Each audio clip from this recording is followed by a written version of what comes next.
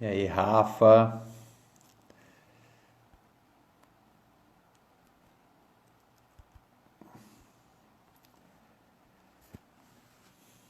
Boa noite. Esperar a galera entrar aí, né?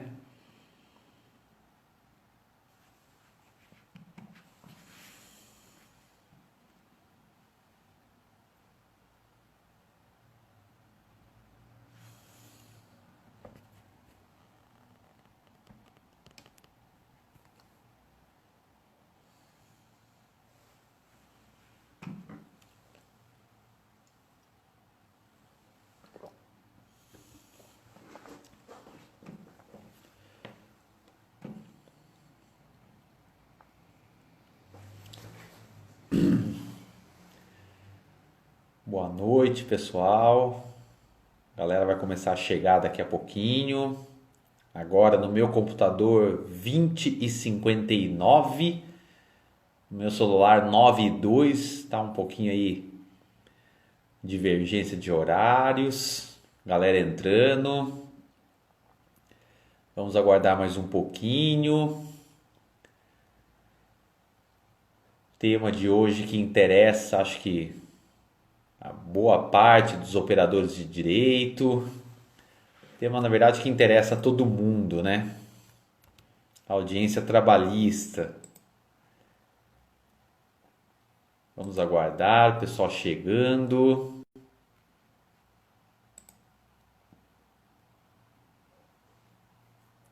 Vamos lá.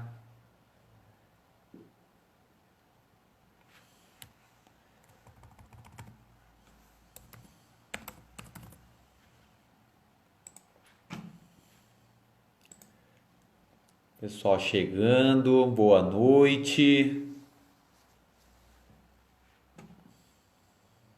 Boa noite a todos. Boa noite a todas. Sejam muito bem-vindos. Mais uma live aqui no perfil da editora JH Mizuno. Editora essa a qual tenho a honra de colaborar com o volume número 11. Estão vendo aqui atrás, do resumo de processo do trabalho. Professor Renê, seja muito bem-vindo. Tudo bem com vocês? Boa noite. Doutora Ana Karina Martins, seja muito bem-vinda. São seus olhos, professor. Eu gostaria de ser tão elegante quanto vocês, mas eu acabei de sair do escritório, cheguei aqui em casa, um dia intenso de audiências hoje, então tá muito propício aí para falar de audiências, né? A Isa Calil, acho que entrou aí, seja muito bem-vinda. O tema do momento na área trabalhista, né? Acho que até mais do que as medidas provisórias, mais do que o direito material, que também está muito, digamos assim, está muito incendiado, né, com a pandemia. Mas a questão que tem mais trazido polêmicas aí é a questão da audiência. Doutora Pamela Krug acabou aí de lançar, tá no forno, o resumo de ética profissional, Estatuto da Advocacia, um volume excelente, recomendo a leitura. Doutor Pedro, muito bem-vindo, sejam todos bem-vindos. Uma alegria estar aqui novamente, falar desse tema nessa editora, qual eu já falei aqui, né? Qual eu tenho muito orgulho de fazer parte. Todos estão vendo ali atrás, volume 11 de Processo do Trabalho. Vou pegar aqui para vocês. Aqui, galera, ó, feito com todo carinho para vocês, feito com todo amor. E no final da live vai ter cupom de desconto, hein? Vai ter cupom de desconto aí lá no site da editora depois para estar adquirindo qualquer livro da coleção. Quem ficar até o final aí, a gente vai divulgar o cupom, ok? Muito bem-vindos. Obrigado, professora Pamela. São aí é uma bondade sua, né? Vamos lá, pessoal. Vamos falar um pouco sobre a audiência trabalhista. tema muito tão em voga, a discussão se está valendo a pena, se está alcançando o objetivo do processo, a questão da audiência por videoconferência. Mas assim, eu não vou me atentar tanto aos detalhes da audiência por videoconferência. Eu vou dizer mais aqui o passo a passo da audiência, o que você precisa saber, principalmente você agora recém-formado, você que acabou de se formar e acabou de prestar o exame de ordem, está com a carteira da OAB na mão, não teve a oportunidade do estágio, não teve a oportunidade de fazer audiência. Tudo que eu vou falar aqui nessa live está detalhado no nosso resumo de processo do trabalho, qual tive a honra de elaborar em coautoria com a professora Carolina Hirata, procuradora do trabalho, professor Afonso Rocha, também procurador do trabalho, o qual aí rendo minhas homenagens. E tudo que eu vou dizer, falar, expor aqui para vocês, tá no roteiro do resumo de processo do trabalho. Fica a dica aí para vocês adquirirem para os estudos. Vale para o exame de ordem, vale para concurso público. Aliás, o livro foi todo estruturado de maneira a trazer informações objetivas e direto ao ponto. Esse é o objetivo da coleção de resumos, ir direto ao ponto. Conhecimento direto no que interessa, no que você precisa saber para se dar bem em provas e concursos e também aí para você desenvolver a sua advocacia da melhor forma. Muito bem? Vamos lá então. Primeira coisa que eu quero falar com vocês é sobre o local da audiência, certo? Nos termos do artigo 813 da CLT, as audiências devem ocorrer na sede do juízo, salvo casos excepcionais em que a audiência poderá ocorrer em outro local. E nesse caso, deverá, não é poderá, deverá haver intimação das partes com antecedência mínima de 24 horas, ok? 24 horas. Então, regra geral, as audiências devem ocorrer na sede do juízo. Exceção da regra, podem ocorrer em local diverso, observada a intimação das partes com antecedência mínima de 24 horas, ok? Segundo ponto que nós devemos tratar aqui é a questão do horário das audiências, tá? Horário das audiências. As audiências, em primeiro lugar, devem ocorrer em dias úteis, certo? Ocorrer em dias úteis, das 8 às 18 horas. Então, o juiz não pode designar a audiência fora desse horário, certo? Muito importante, pessoal, em provas e concursos, isso é muito comum de acontecer, não confundir o horário da audiência com o horário dos atos processuais, que também tem regramento na CLT. Os atos processuais, eles devem ocorrer das 6 da manhã às 20 e as audiências das 8 às 18. Fica a dica para você não errar, certo? Os atos processuais têm previsão lá no artigo 770 da CLT e o horário das audiências no artigo 813 da CLT, ok? Lembrando que esse horário é para a designação das audiências, né? Uma coisa que nunca acontece mesmo na Justiça do Trabalho é atraso em audiência, né, pessoal? Por óbvio que eu estou brincando aqui, antes que alguém comece a comentar de maneira diversa, né, discordando, é lógico que acontece atraso, não é só na vara do trabalho, não é só na Justiça do Trabalho, em qualquer justiça a audiência atrasa. Então, assim, se a audiência ela pode até ocorrer depois das 18, mas a designação tem que ser até as 18, certo? Na hipótese de algum juiz designar a audiência fora desse horário, vai caber reclamação correicional perante aquele juízo que designou a audiência fora aí dos horários previstos em lei, ok? Ademais, há um limite de 5 horas seguidas para a realização das audiências. E prevalece esse entendimento de que esse limite de 5 horas é para a pauta inteira da audiência.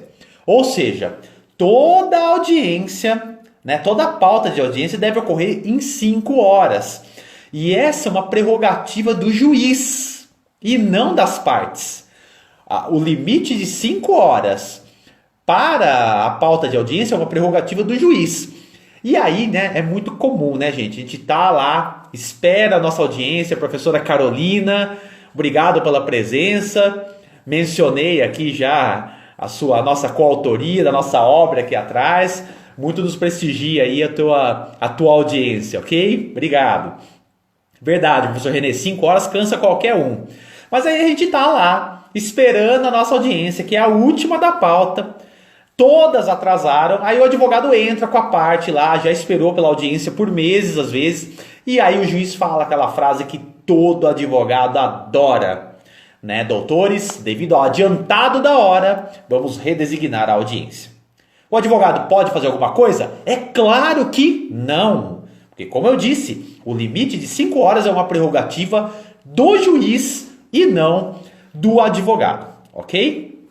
Agora vamos falar daquilo que eu falei aqui, né, que eu comentei, né? Uma coisa que nunca acontece na Justiça do Trabalho, mas nunca acontece, que é o atraso da audiência, né? Pode a parte chegar atrasada, né? O processo, o que o juiz deve fazer nesse caso, em caso de atraso? Pois é, gente, nós temos uma OJ, que é a OJ 245 da SDI 1 do TST, e ela dispõe que não há previsão legal para o atraso das partes em audiência. Não há. E aí o que acontece? Muitas vezes em prova oral da magistratura, né, eu já vi isso acontecer em prova oral, o examinador chega para o candidato e fala: doutor, o senhor toleraria o atraso das partes de 1 minuto? Aí o candidato fala: claro, excelência. Eu concederia sim o direito da parte chegar atrasada em 1 minuto. O processo não é um fim em si mesmo, né? E não é mesmo o processo, ele é um instrumento da jurisdição para se entregar o bem da vida àqueles que batem a porta do judiciário. Aí o examinador fala: e 2 minutos? Sim, excelência, 2 minutos é muito razoável. Eu tolero que a parte chegue assim no meu gabinete, na audiência, em 2 minutos. E 3 minutos? Também, excelência, eu tolero 3 minutos. E 4? Aí o candidato fala: aí não, 4 minutos já é demais. Aí o examinador fala: mas doutor, por que o senhor tolera 3 minutos e 4 não? E o candidato fica sem resposta, né? Ou seja, qual é o problema de você tentar aí flexibilizar o disposto na orientação jurisprudencial 245? É que você não tem um parâmetro, né?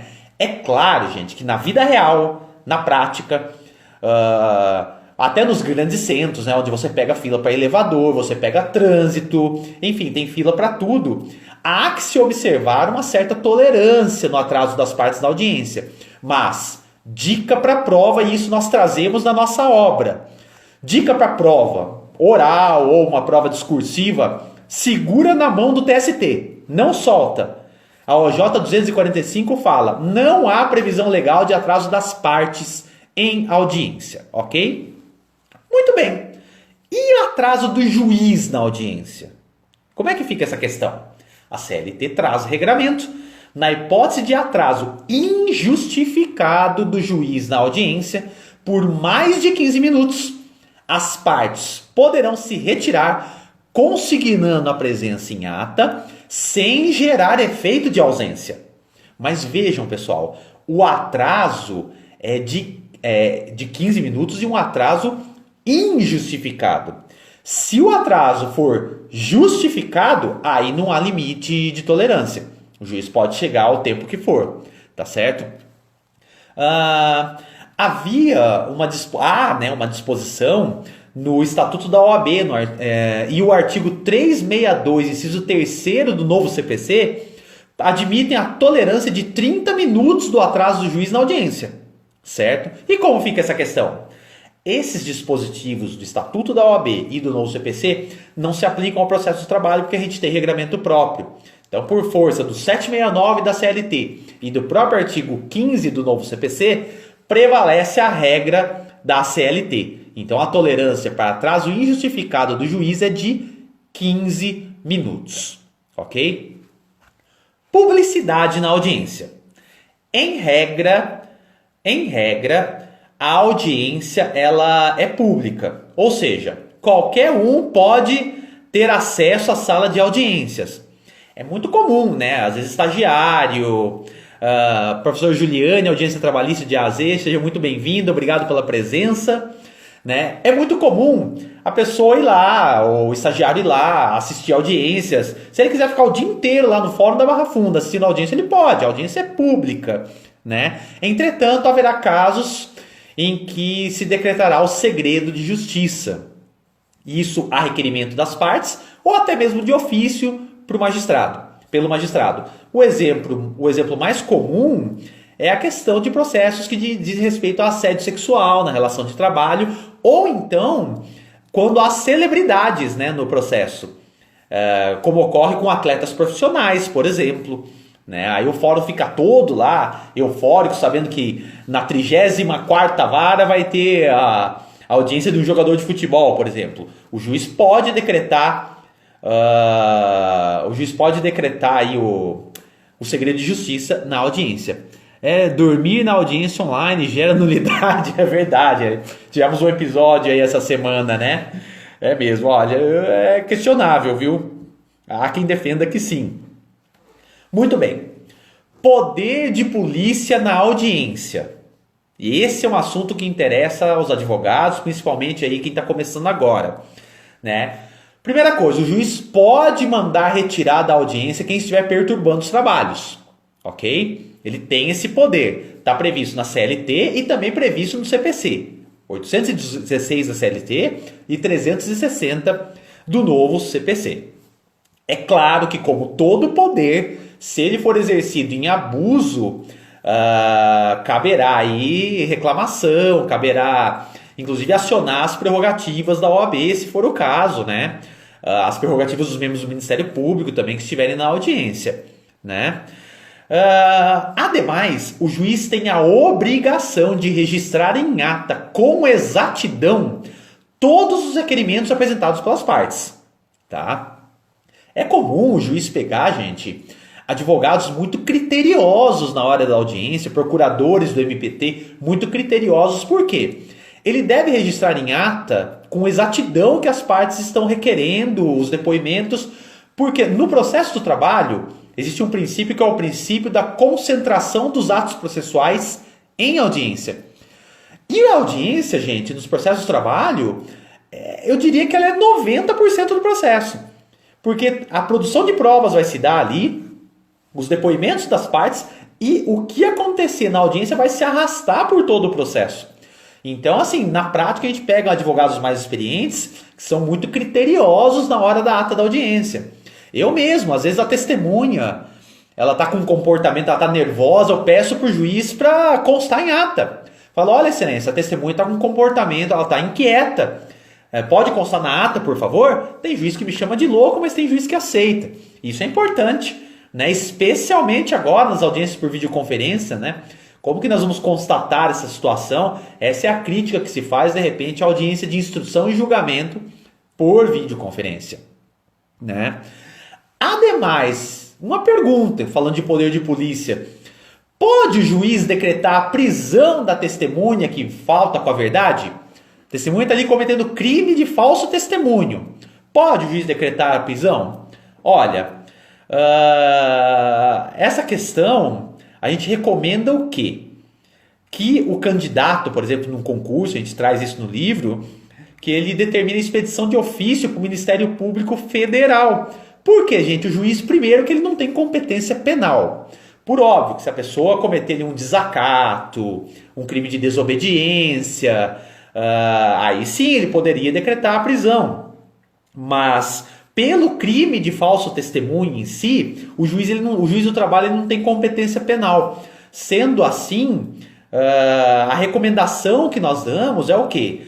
Que ele faça a expedição de ofício, ele determine a expedição de ofícios para o Ministério Público Federal para ser apurado aí a questão do crime de falso testemunho. Uma outra observação, Pode a parte gravar a audiência? Eu chego lá com o celular na mão, gravando a audiência, e o juiz pergunta, doutor, o que você está fazendo? Estou gravando. Pode ou não pode? Pode, gente. Isso está lá no novo CPC, artigo 367, parágrafos 5º e 6º. É uma previsão agora do CPC de 2015, aplicável ao processo de trabalho, porque nós não temos regramento próprio, né? No entanto, a gravação, ela somente deve ser utilizada para fins processuais. Mas a resposta é sim. Você pode, muito bem, 367 do CPC, isso aí. Você pode gravar a audiência independente de autorização judicial, tá? Designação da audiência, certo? A CLT prevê que entre o recebimento da notificação pela reclamada, da notificação postal, e a realização da audiência deve ocorrer um prazo mínimo de 5 dias, ok? Para a Fazenda Pública, muito cuidado, esse prazo é de 20 dias. Eu tive um caso, né? Eu tenho uma empresa que eu advogo aqui na região onde eu moro, no interior de São Paulo, em que ela recebeu lá mais de 10 notificações de uma vez só, agora durante a pandemia. E ela recebeu as notificações da segunda, a audiência era para quinta. Eu peguei, entrei com uma petição, falando, não, excelência, não está respeitando o prazo do artigo 841, né? Ademais, os termos da súmula 16 do TST presume-se recebida a notificação 48 horas depois, então ainda tinha um prazo mais curto. Então veja, eu pedi a redesignação da audiência e o juiz deferiu de plano, falou, realmente, doutor, não foi respeitado o prazo, a gente vai redesignar. Então tem que ter um prazo mínimo de 5 dias, artigo 841 da CLT. Espécies de audiência, tá? Espécies de audiência. Regra geral, ao contrário do que muitos advogados aí pensam, regra geral, a audiência é una. Muita gente, uma vez eu ouvi na audiência, gente, tem uma pergunta, posso transmitir online a audiência simultaneamente? Vi hoje é uma situação bem, ainda mais agora com a audiência por videoconferência, né, Hélio? Eu entendo que se não é um segredo de justiça e a audiência, ainda mais se a audiência não for de instrução, que até poderia, não haveria problema. Mas aí a gente pode esbarrar no artigo 765 da CLT, que fala que o juiz é o diretor do processo. Gravar a audiência para utilizar para fins processuais, até tudo bem. Agora, transmitir ela, de repente, para terceiros, ainda mais se for instrução, eu teria minhas dúvidas. Eu penso que se o juiz determinar que isso não possa ocorrer, eu acho, e se ocorrer sem o juiz saber, poderia até se questionar uma nulidade aí, de repente, tá? Mas é uma pergunta muito interessante, muito boa. Então vamos lá, espécie de audiência, regra geral, audiência é una. Uma vez eu vi uma advogada na audiência falando para a juíza, falando, excelência, eu não trouxe a contestação da empresa porque a audiência deveria ter sido designada como inicial e foi designada como una. Nossa, a juíza perdeu a paciência localmente na audiência, né? Ela falou, doutora, onde que está escrito na CLT que eu tenho que designar a audiência inicial primeiro? Não é verdade isso, a audiência em regra ela é una, tá certo? Pois bem, mas nós temos a audiência inicial, como espécie, a audiência de instrução ou em prosseguimento e a audiência de julgamento, tá? Na audiência inicial, o juiz busca a conciliação das partes. Sendo essa infrutífera, ele recebe a defesa e os documentos. Lembrando que a live não é sobre defesas, né, trabalhistas, mas nessa oportunidade, a reclamada poderá apresentar defesa oral em 20 minutos, tá? Se depois do recebimento da defesa, o juiz tenta novamente a conciliação, ok? Temos a audiência de instrução em prosseguimento, que é não obtida a conciliação na audiência inicial, designa-se uma audiência para instrução, depoimento das partes, oitiva de testemunha e colheita de eventuais esclarecimentos de perito, ok? E por fim, a audiência de julgamentos. Essa é uma audiência em que o juiz vai proferir a sentença. Mas vejam, pessoal, não é uma audiência em que as partes têm que comparecer no fórum. É uma audiência que o juiz marca para ele proferir a sentença, né? Então eu vejo às vezes muitos advogados no começo da carreira, eu quase cometi esse descuido aí no começo, né? O juiz marca lá, designa esse julgamento para a data tal, e o advogado vai até o fórum, mas não, né? É uma audiência em que o juiz profere a sentença e publica para as partes, ou então ele designa essa data na audiência, fala, ó, doutores, audiência de julgamento data tal. Aí os advogados têm que anotar essa data, porque, gente, não haverá intimação. Não haverá intimação. Então o advogado deve ficar esperto, porque a partir daquela data que foi publicada a sentença, vai correr o prazo do recurso, ok? Qual que é o passo a passo da audiência? Passo a passo. Primeiro ato é o pregão, certo? É o pregão. O que é o pregão? É o ato formal de tornar a audiência pública, certo? Avisando àqueles que estão presentes que naquela sala irá se iniciar uma sessão solene. Uma sessão, uma audiência no caso, um ato processual. Tem previsão lá no artigo 815 da CLT e o juiz vai declarar aberta a audiência através do pregão. Local de sentar, gente. Local de sentar. O reclamante senta do lado esquerdo do juiz, tá? E a reclamada do lado direito do juiz. Ao contrário, a justiça comum é ao contrário. Eu não vou falar justiça menor, porque tem colegas aqui que certamente atuam lá na justiça civil, que a gente respeita bastante. Mas é certo que a justiça do trabalho... enfim, deixa eu continuar a live, vai. Na justiça menor, na justiça comum é ao contrário. Na justiça do trabalho, o empregado, o autor, o reclamante, senta do lado esquerdo e a reclamada do lado direito. Para nunca mais errar. Lado esquerdo, ao lado do coração, ao lado que o juiz se apaixona pelo reclamante. Lado direito, ao lado que a mão do juiz é mais forte para bater na reclamada. Usando desse macetezinho aí, você nunca mais esquece. Dr. Emerson, seja muito bem-vindo, obrigado pela presença. Ok? Mas onde que está na lei isso daí? Lá, local de sentar na audiência. Não está na lei. Isso é um costume processual. É um direito consuetudinário processual.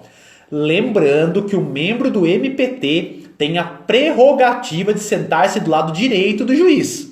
E o juiz deve respeitar essa prerrogativa, tá?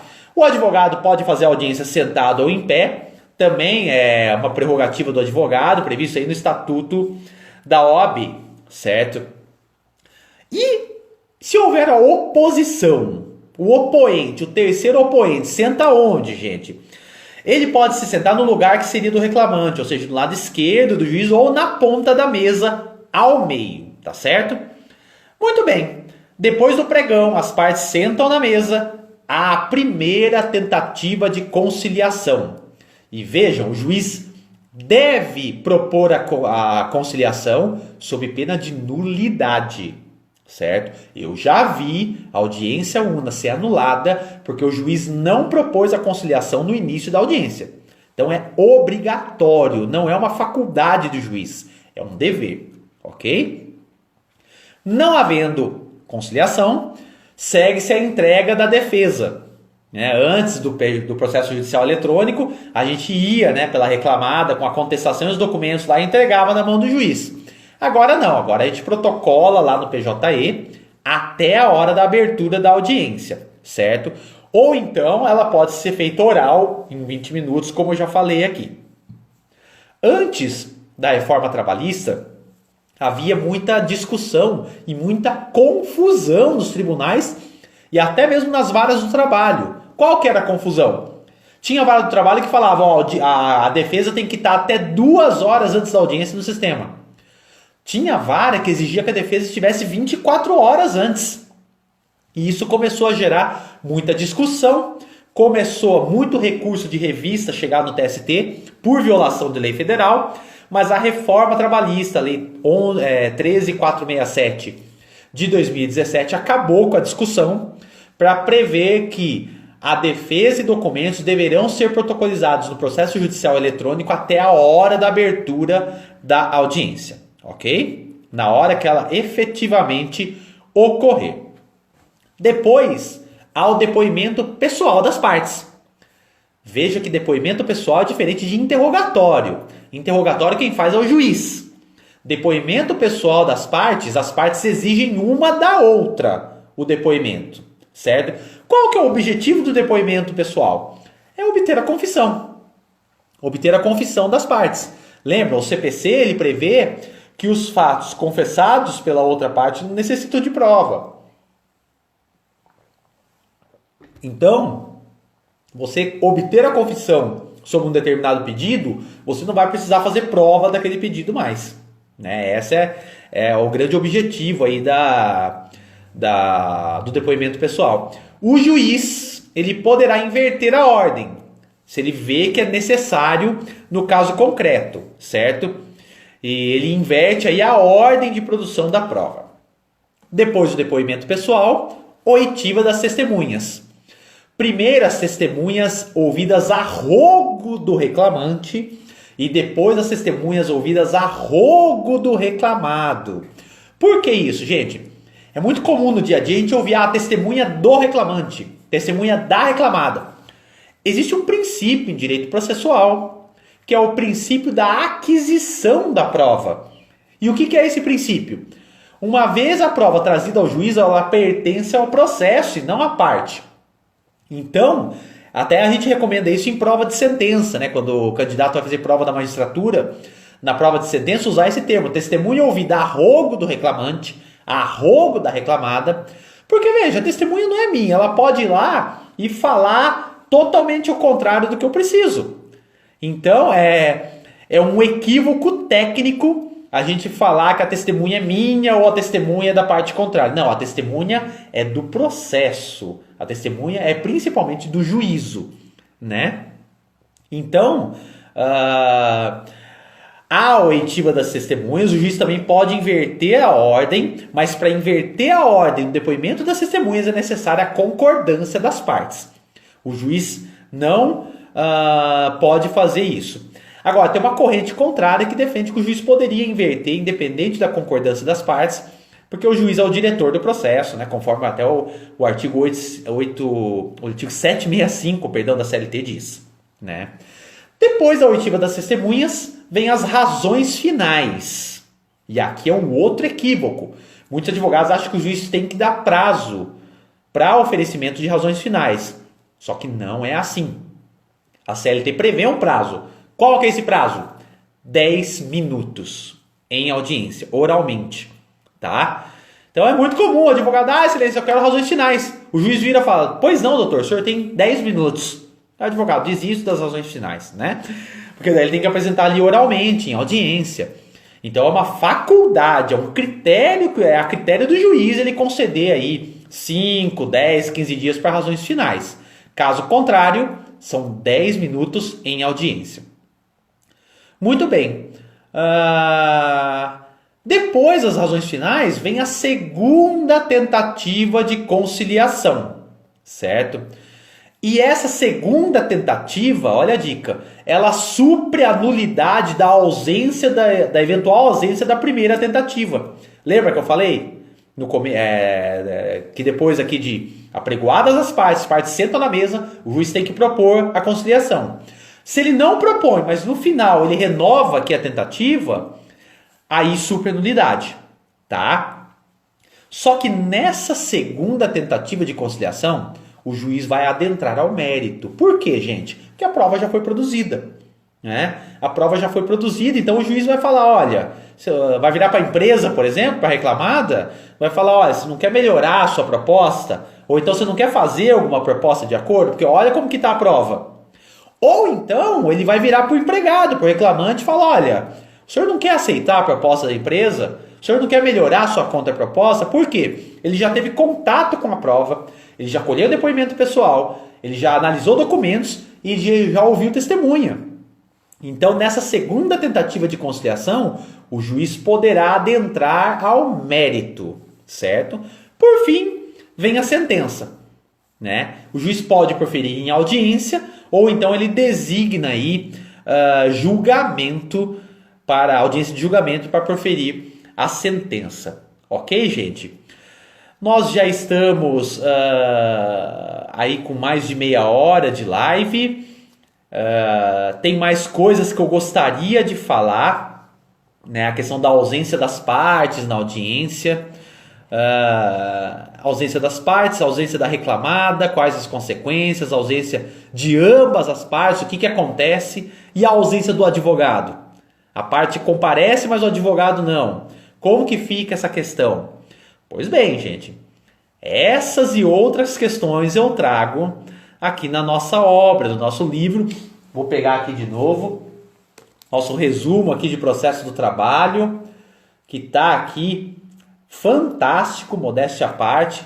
Eu, a professora Carolina Hirata, professor Afonso Rocha, nós demos o nosso melhor, nós empenhamos nossos melhores esforços para fazer com que essa obra seja mais completa possível para vocês.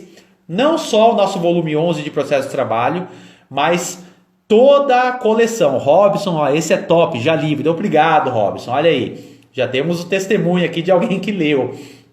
Então, a gente fez com todo carinho, a gente pegou, estudou, pesquisou para que você tivesse um material condensado, sem prescindir do necessário, da necessária abordagem doutrinária, jurisprudencial, e indicando aí qual é o caminho que se deve seguir em provas e concursos, e para você também que está exercendo a advocacia no dia a dia. Agora, pessoal, cupom de desconto lá no site da editora, ok? Cupom de desconto, promoção relâmpago, entra lá. Deixa eu só ver aqui com o Rafael, ele me mandou. Aqui, ó, entra lá no site da editora, editorajhmizuno.com.br. Tem cupom de desconto lá para quem correr e acessar, ok? Queridos e queridas, muito obrigado pela presença de vocês. Obrigado pelos comentários, pelas dúvidas. Sigam o meu Instagram também, @prof.rafaelcamargo, @prof.rafaelcamargo. Sempre estou postando lá dicas, sempre estou postando vídeos com bastante informação, não só para ensinar, mas principalmente para aprender com todos vocês, ok? Um grande abraço a todos, excelente resto de noite, excelente sexta-feira, bom final de semana e até lá, nos vemos em breve. Tchau, tchau, gente!